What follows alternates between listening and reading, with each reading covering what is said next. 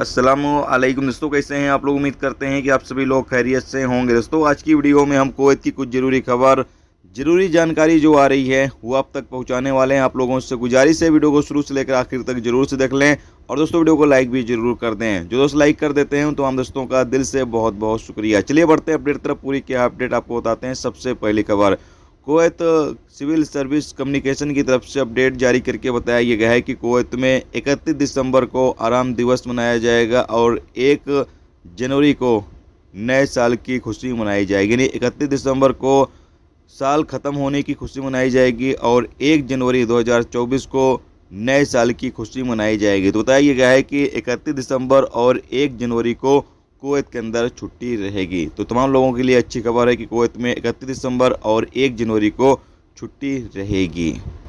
इसके अलावा अगली अपडेट ये है कि कुवैत MOH की तरफ से अपडेट जारी करके बताया गया है कि गाजा में जो लोग घायल हैं, जख्मी हैं, उनको हासिल करने के लिए यानी उनका इलाज करने के लिए कुवैत गवर्नमेंट पूरी तरीके से तैयार है।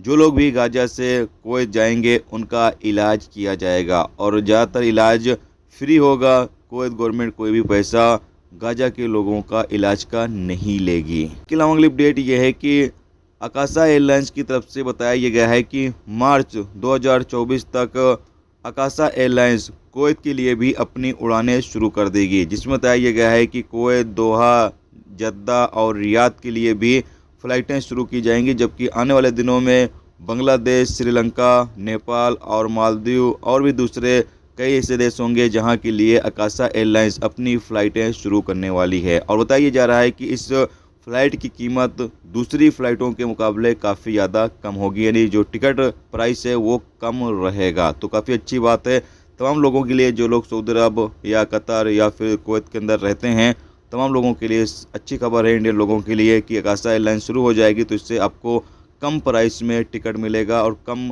रेट पर आप सफ़र कर सकेंगे।